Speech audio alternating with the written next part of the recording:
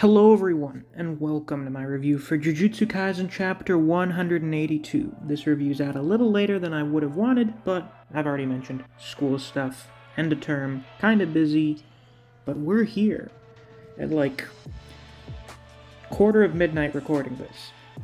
Before I get into talking about Chapter 182, I need to talk a little bit about Chapter 181, because I didn't get to do a review last week. Just gonna very quickly go over some things from that chapter. First off, very glad that Ryu and Uro are both alive. Both of them are going to be coming back in the future, probably for helping out with the fight with Kenjaku, which should be good. The advice that's given to Yuta is very interesting.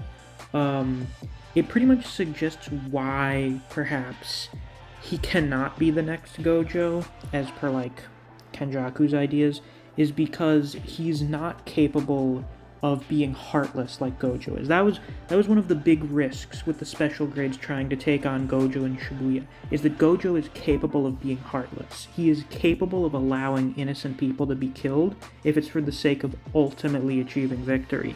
There's a certain point in which he won't accept the losses anymore, but he will accept them to an extent. It doesn't really seem like Yuta is capable of doing that, and he also won't just kill people. He is willing to spare his enemies. Killing them is not the first thought that crosses his mind, where it seems like it generally is with Gojo, unless he's trying to, I don't know, capture them or something, like with Juzo, where, like, Gakuganji told him, don't kill him, and maybe just at the last second Gojo was like, okay, I'll just annihilate all of his limbs. Yuta's not really like that, and that's probably why he would get himself killed trying to fight Sukuna or something.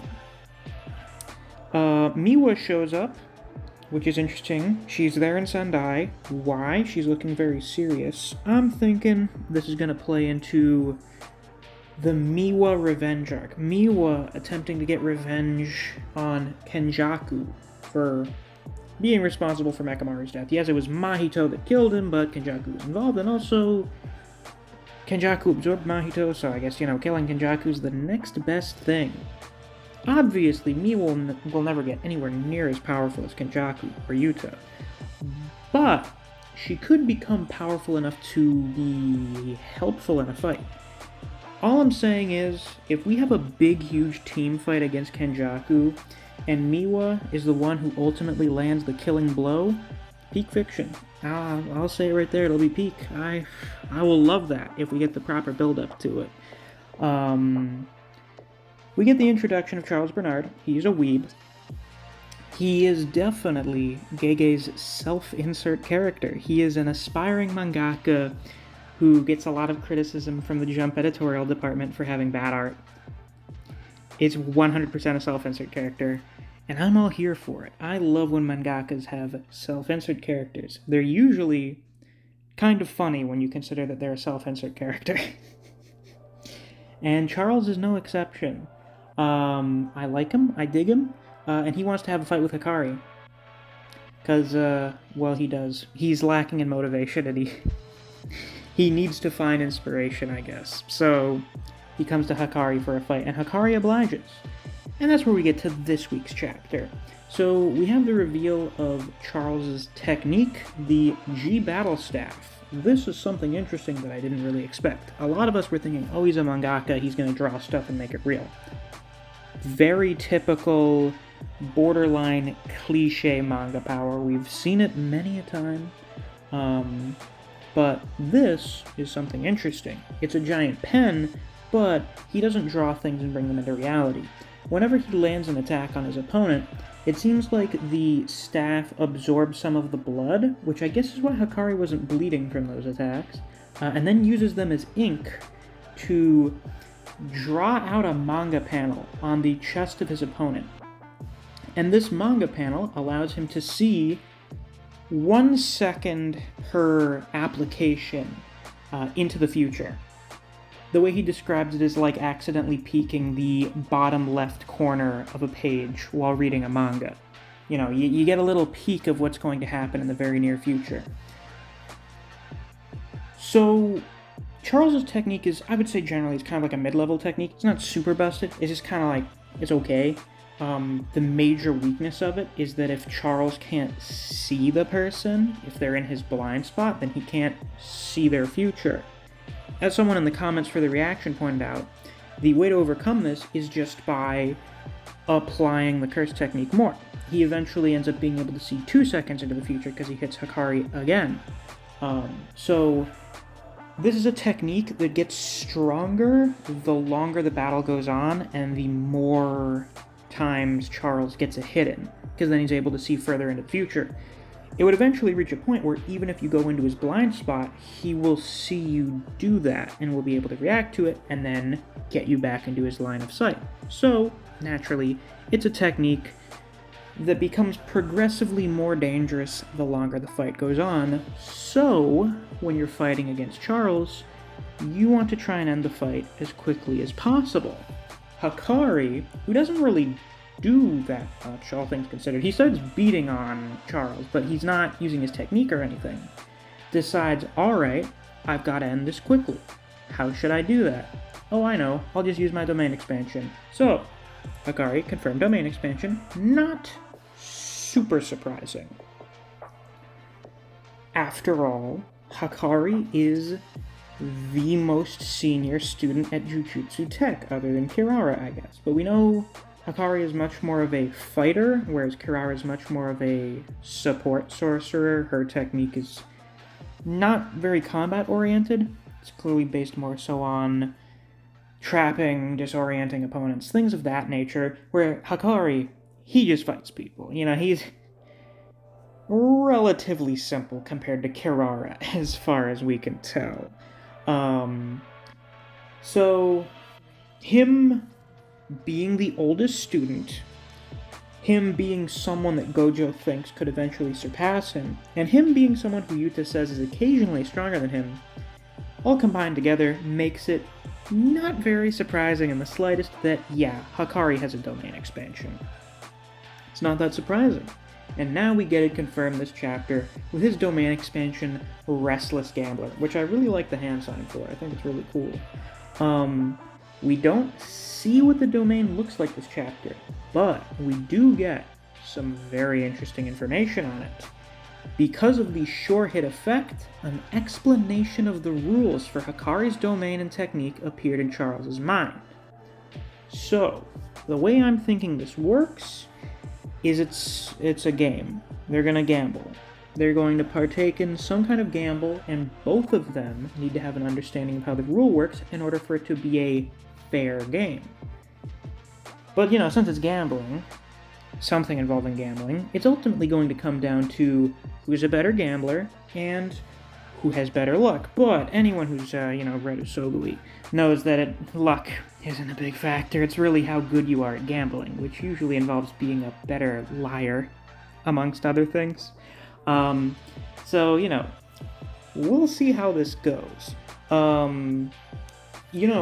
I don't know how many of you it's dawned upon, but after all this time, we're finally going to get an explanation of what Hakari's technique is next chapter. Like, we're finally getting it. I did a theory video,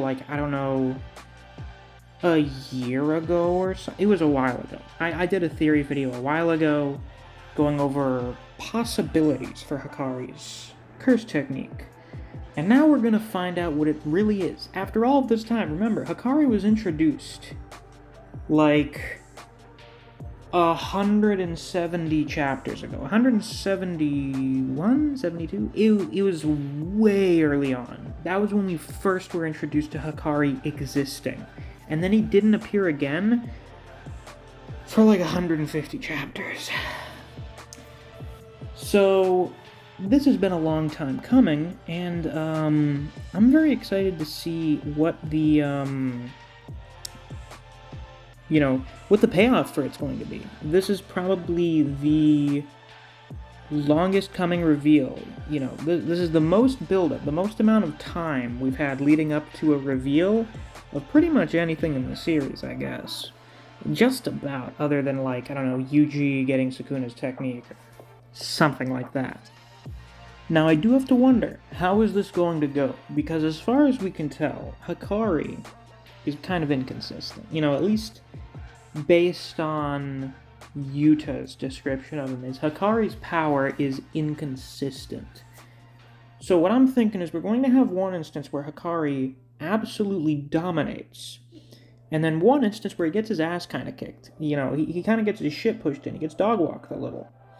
And that's going to be to show how unreliable his power is. Why he's only stronger than Yuta sometimes, when he's on a roll, when he's fired up.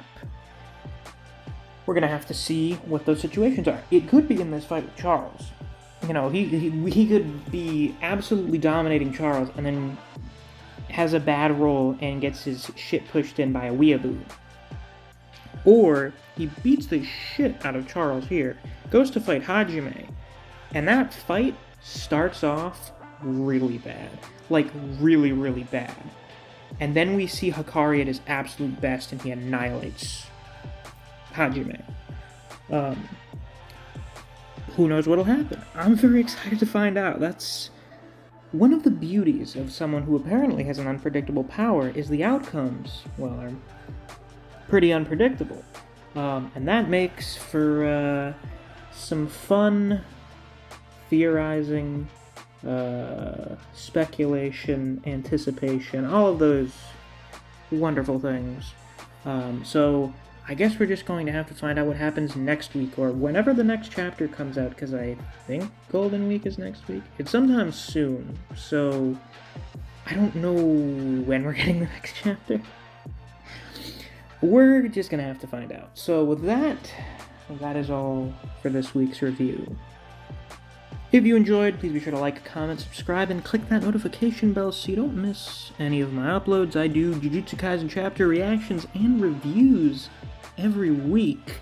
If you enjoy discussing Jujutsu Kaisen with other people, or you just enjoy the content I produce in this channel, I highly suggest you check out my Discord server. I have a link to that down in the description, and since it's the end of the video, I might as well give a shout out to my wonderful patrons. Special thanks to Archbear CJ2K, Neo, Dijon Redden, K-God, Chris Redfield, Rat, Ryzen 4K, Artist, Wave of Manga, Chuck's Feed and Seed, Jake Sturiezy, Playfree Labs, Kanichi Kaneda, Strawbones, Neverest, Daniel Powell, Brandon Smith, Alex Latella, Abdullah Al-Gaithi, and Charles C. Highland. Thank you all very much for supporting me on Patreon. I greatly appreciate it, and if you too want to get a shout out at some point during videos, early access to episodes of Elden Ring Lore Explained, or access to reactions to One Piece and the Boxer, you can always become a patron as well. There's a link to my Patreon down in the description. Thanks for watching. I'll see you guys around. Take care.